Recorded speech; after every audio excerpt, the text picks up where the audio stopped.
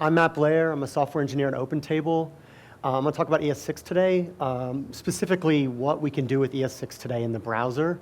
I know the talk description mentioned a lot of different things, but like it ended up getting narrowed down when I tried to get this fit into 20 minutes, just about like what can we do today in modern browsers with ES6.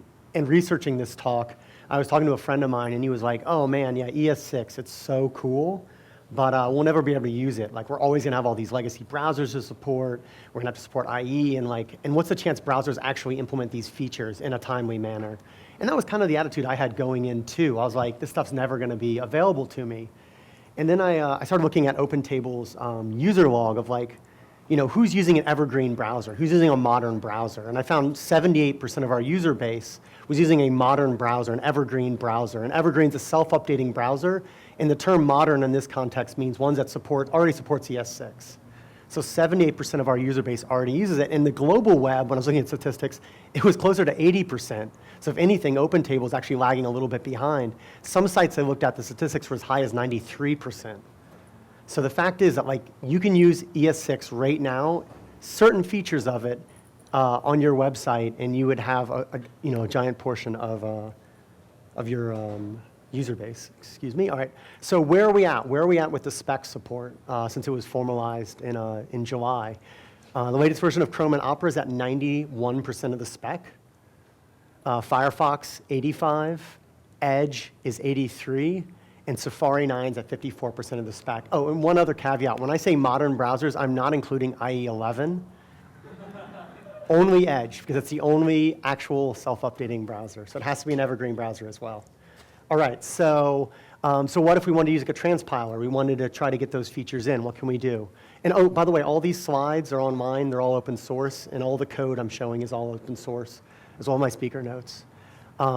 So with Babel, the latest version of Babel, you get 76% of the spec. Tracer gives 59%. TypeScript and other superset languages, 56%. Closures at 31%, and JSX is at 20%.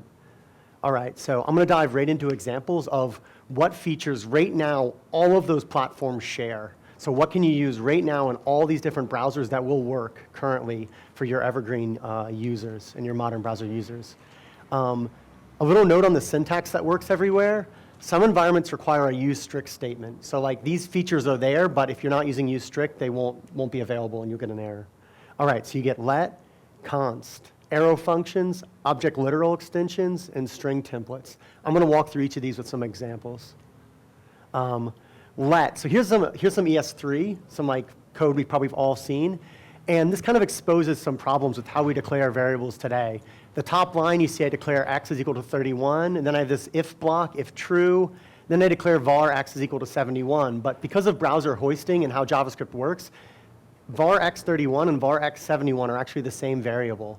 So if you ran this code and did console logs, you would expect this to be 71 and then 31, but it's not. It's 71 everywhere.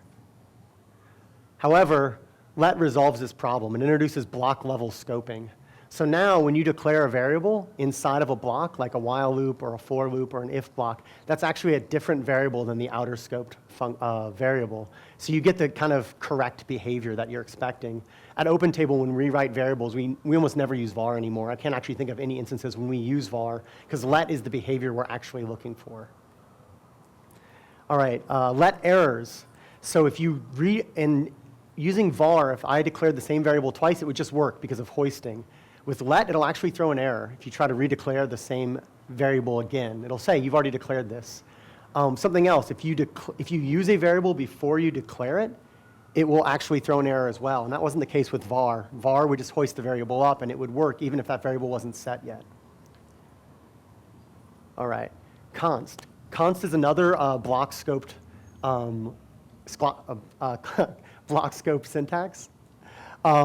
It's exactly what you would think. It lets you declare constant variables, but there is one caveat, and I'll get to that caveat in a second. All right, so you can see at the top, I say const myfave is equal to 7. The next line, I try to change that variable. That would be an error. You can't change a constant once it's been set. Well, you can't change the value, but one thing that's interesting about that is that, Sorry, I'm messing with my mic. In Firefox and Chrome, you get an actual exception. In Safari, it just swallows it silently, but doesn't change the value. So it's one of those things where const is there, but it doesn't quite work how you'd expect it to. So you can see on the next line, I say console log, my favorite number is, and in all of those cases, the number would be 7, whether you got the error or not. Now you can see further down, I try to redeclare that variable as another constant. That would throw. If I try to declare a variable or use a let with that same name, that would also throw. You can only ever declare a const once. And again, at the bottom, even with all of those cases, if I had those in my code, the variable wouldn't actually change value.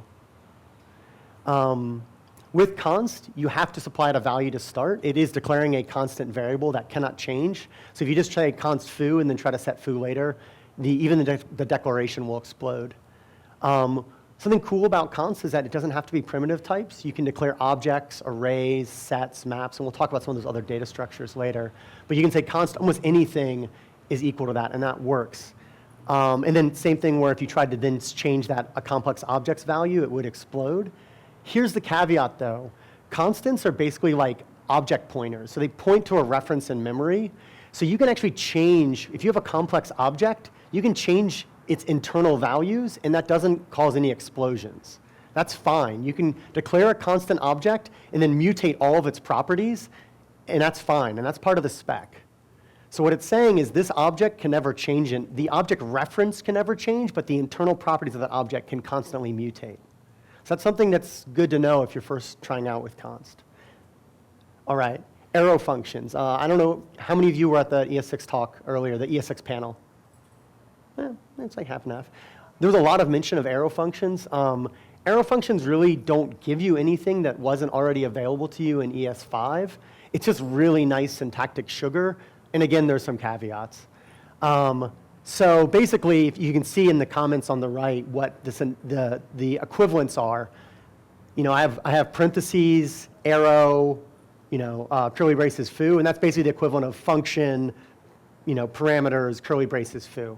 So that's basically I just lose the function keyword, add a couple braces. So it's like, and then there's the implicit return, which is one of the nice benefits. You can see here, I don't have the curly braces, and that's basically the equivalent of saying curly brace return those parameters. And one of the panelists mentioned that's like one of their favorite features. If you're writing chaining lambdas where things are constantly returning values, you can write a structure like an expression like this, and it just implicitly returns that value. Also, if you only have a single parameter and only in the single parameter case, the parameters are optional. Again, that's really nice if you're working with lambdas. So if this is just syntactic sugar, why would we use this? Okay, so fat arrows for one, they bind to the this context. So if you're using them in like a class or a prototype, everything in that arrow function will be bound to this. So you could do this dot whatever, and that's bound to the outer scoped context. So that's one advantage.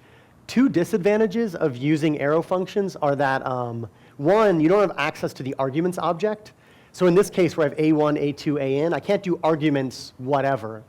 It's actually bound, arguments is bound to the outer scoped function you're calling the lambda in, so it's not available to you. Second thing is arrow functions don't work with generators. So if you're writing generators-based code, you can't yield out of an arrow function. So there's some places they're very useful, and there's some cases where they don't work at all. All right. Object literal extensions. Okay, so I have some ES5 written up here, and then I'm going to show you another slide where I show you the equivalent with ES6. So I have some variables declared at the top, then I declare A in bar, then I declare an object, and I say, property A is equal to A, and then I say property M is equal to this function, and then below that I dynamically set a property. So I say object bar in brackets equals 104, and so that's the equivalent of saying object.foo is equal to 104. And then I use object defined property to set a getter. I don't know if you guys have seen that object property method, but that's very standard ES5, that's out there. So this is how you'd write this in ES6. So you can see it's a little terser. There's a lot of shorthands going on here. At the top, I declare my first two variables, but then on that next line, after the var object, I say a, comma. And that's object shorthand. Basically, if the property is the same name as the variable, you don't need to say it twice. Just saying a, comma goes, okay, this is property A is equal to value A. M, paren z. So basically, I don't need the function keyword at all when you're declaring it in an object or in a class. It just says, name of the function, parens, and the compiler knows the difference there, and so function goes out the window. Down here, the next line, I have the square brackets bar. That's a computed property, so it's basically saying take the value of bar and make that the property name. So that's basically the equivalent of object.foo. Previously, that doing a dynamic computed property wasn't possible at object instantiation time. And then the last one is, I don't actually use getters that often, but I love the syntax, this shorthand, get, name of the getter, and then what returns from the getter. So instead of that object-defined property mess of syntax, you can do that now and like very quickly set up a getter or a setter. All right. The last thing I'm going to talk about with syntax is string templating. So this, the first line and the second line are equivalent. And as you can see in the first line, I've got this, what is it called again? Double quotes, and I'm like string text line 1, new line, string text line 2. And then the next line, I say string text line 1. I do a line break and then do string text line 2. So this is the string templating character. The fact that I added the new line in, string templates just recognize that and say, oh, you want a new line. I'll insert it in for you. So you can actually do formatted text as a template with all the line breaks correct, and it'll just work out of the box. The next line, you can see placeholder values, and this is one of the things I think most people who use string templates use. I say 15 is $, curly braces A plus B, and line break not, a bunch of other stuff. What's inside those curly braces is interpolated and directly inserted into the string without doing string concatenation. So this is a really nice feature of string templates, and I think this is most of the use case. At least this is how we primarily use them at OpenTable. All right, so I've rushed you through a bunch of syntax. Now I'm going to rush you even more through a bunch of new data structures that ES6 gives you that are available through all modern evergreen browsers. So it's set, map, weak set, weak map, symbol, and promise. And again, these are all available to you today. All right, what's a set? A set is basically like a set of Boolean flags. You new up a set, and then you add a bunch of things to it, primitives or complex objects. It doesn't matter.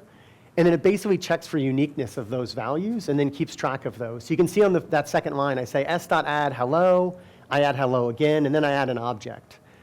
The next line, I say, what's the size of this set? And it says 2, because I added hello twice. It just throws out the second reference, and it says I've got 2 objects. The next line, I say s has hello. That would return true. So it's basically just a way of keeping track of like what objects have you seen.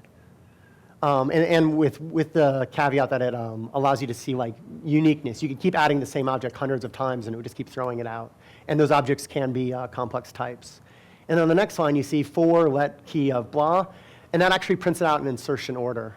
So you can keep adding objects to this and then print out what order did it actually see those objects, which is kind of nice. All right, now there's a map. This is very much like a hash map, except it takes not only primitives, but complex types. So you can see here, I create a new map. I set the value, I say the key hello is equal to 42. And then I say the key object s is equal to 34. And then I say, get the value with that complex value s, and it says, oh yeah, it's 34. And then I ask for the size, and it's 2. So somewhat similar interfaces. And then down there for let of key val of entry, same thing. It's done in insertion order. So this is like a very robust hash table that they've added to JavaScript if you guys need it. Now, the next two are probably the ones that the least people are using and are probably, in my opinion, the most useful. Weak set. All right, weak set is a way to keep track of what objects you've seen, but as soon as they're ready to be garbage collected, they're taken out of the set. Excuse me. So you see at the top, I say let thing to delete equals an object. The next line, I say let ws equal new weak set. Then I set the object, ws weak set.set thing to delete. One caveat with weak set is that the objects cannot be primitives. They have to be complex objects or arrays or other types. So then the next line I go, have I seen this thing? And it says, yeah, you've seen it. On the next line, I delete that object. I basically mark it for garbage collection. On that very next line, if I check if that object exists, the weak set will say no. So if you ever have let's say a dynamic page, you've dynamically creating sections of a page, you could load them into a weak set, and you've said, oh, have I loaded this stuff? And it would tell you yes, but then as soon as those dynamic portions are deleted, You're not going to hold a reference to them so the garbage collection can freely collect them. So it's a great way if you're like checking for conditions before loading dynamic features that are going to come in and out of memory. It's a great way to do this without introducing memory leaks. Weak map is the kind of the same concept, except it's the hash table concept. So I have an object to delete. Let WM equal new weak set. I set a complex object to a value. Now again, the key cannot be a primitive. It has to be a complex type. And then I go and I grab that. I say, hey, give me what that object's value is I set earlier, and it's 42 in this case. Then I delete it, and then I go, hey, is that thing in there? And it goes, nope, not there. And then if I try to get the value, it would just return undefined. This is extremely useful in the case of like tracking event listeners. You can register event listeners, get them, and as soon as the object disappears from memory, there's no pointer from the event listener to the object, which keeps both of them in memory. So again, these are really useful concepts if you're doing like any type of dynamic objects in the browser where you want things to not leak memory. All right, symbol. Symbol is probably the one that people have the least idea what to do with it, but it's actually really useful in a lot of different instances. Okay, so just bear with me and I'll explain the use after I walk through it a bit. So symbol foo is not equal to symbol foo. Every symbol you create is globally unique, no matter what keyword you pass into it or what variable you pass in. So you can see there I say, const foo and bar are equal to new symbols. I say type of foo, and it gives me back, oh, this is a symbol. And then I create an object. I say let object, I create an object, and then I say object foo is equal to the word foo, object bar is equal to the word bar. So I've said object this symbol is equal to the value foo, object this symbol is equal to the value bar. And then if I JSON stringify that object, those symbols aren't there. And if I do an object.keys in that object, those symbols aren't there. So basically I've created an object I've created these properties that can't be found. And so like, what's the use of that? Well, one, you could create private variables with them. You can introspect symbols, but it's not easy. It's basically like kind of out of the primary path of how people get properties. So it's an easy way to tack on little bits of private data that you don't want your consumers to see, but you want somehow to be able to be surfaced. Another thing you can do with this is like meta programming. You could use a symbol to define like logger behavior for a whole class of objects, and then you say, hey, if this symbol exists on this object, log it in a different way, or provide additional data. So you can kind of change the behavior of built-in pieces of code based off these symbols. The other thing that they're really used for is constants. If you're creating like a mass of kind of like enumerations, you can say each one's a different symbol, and you'll be guaranteed that they're globally unique and that they can't possibly overlap with any other symbol in your system. And if you have questions, I'm going to stick around after this because I see a lot of questions right now. And the last object I'm going to talk about, or piece of syntax I was going to talk about, is promise, but promises, I feel like, who's used promises in here? I'm not going to talk about them. They're part of the language. They're baked in. You don't need a third-party library anymore. They're available to you. So what else is there that I can't talk about in 20 minutes that I wish I could? The class keyword, the super keyword, and generators. These are like probably 20-minute talks, the first two and the last one on their own, and I just didn't have space to fit them in. But they're globally available in all of the modern evergreen browsers to you right now.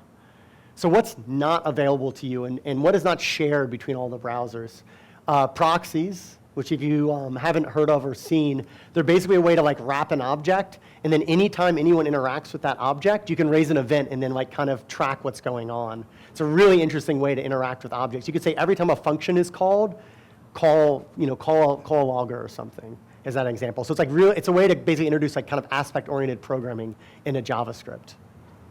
Destructuring, they talked a little bit about this earlier. This is something we use really extensively at OpenTable in our code base, and we really like, and we think it simplifies, but it's just not widely available. And the last thing is subclassing array and functions and other baked in like primitive types or complex types. So in the future in ES6 in the spec, you'll be able to do something like say, I want to have something called like a promise array that inherits from an array, and maybe overwrite some of the base methods that hang off of array. Currently, that's not possible. That's coming, but it's just not widely available. All right, so right now, if you wanted to write like the latest and greatest ES6 code, what are your options? Well, you could write if you have control of your user base, you maybe have internal users. You could write a client single-page app in Chrome 49+. give you 91% of ES6. It would give you proxies, destructuring, and subclassing of the primitive types, but doesn't have module import or export. You'd have to still use something like Browserify and require.js or something else to get module import in there. You could write an Internet of Things application using the XS6 runtime. I'd never heard of this runtime before, but apparently it has 97% of ES6 implemented. But unfortunately, it's limited to proprietary hardware. So it's kind of like if you want to use ES6 on their boards, you can use this runtime and it will work. And it'll give you most of the language. The last thing you can do is use like Node 4 or 5, use like Babel on top of it, give you 75% of ES6. It gives you destructuring, it gives you module import and export. And it also can give you some other features because Babel allows you to put in plugins into its infrastructure. So you can start using other things like ES7 for sync and await, object rest spread. You can also use things like JSX, TypeScript, Flow, things that are outside of the language with this approach because Babel is more like a platform than just an ES6 transpiler. All right, thanks so much for your time. I know I rushed through a lot of material very densely. This is the link to my blog. That's the GitHub link, which has all these slides and all my notes. And those two links at the top are kind of like invaluable if you want to find out what features are available where and then how those features work. And does anybody have any questions? We have a minute. And actually, no, you know what? There's a break after this. So technically, we have a minute. And then if you don't want to leave for the break, I can answer some more questions. In the back. A symbol in JSON? I guess I'm not 100% understanding your question. Do you mean like a JavaScript object? Like how would you use it on an object? Or how would you use it like JSON across the wire? Because symbols won't show up in JSON like as it is right now. Like if you do JSON stringify, you will never see symbols. Yeah, it's part of my problem. So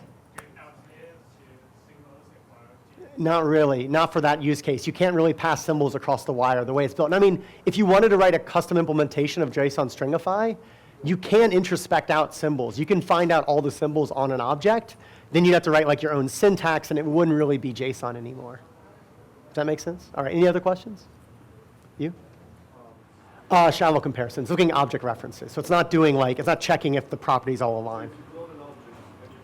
If you cloned it, you could set them both. That's right. Right there?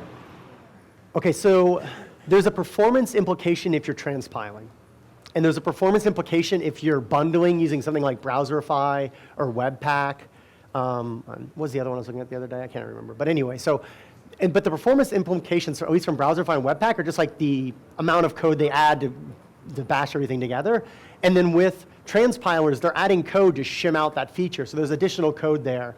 Now, there's actually a really great article that someone who wrote that's which is called, I think, The Cost of Transpiling, ES2016 in 2015. If you Google that, you'll get a link. I have a link actually on my laptop if you want to come up afterwards, which really talks about like what is the cost of using ES2015 today. So yeah, there is a cost, but honestly, it's like what is your acceptable level of cost you're going to deal with.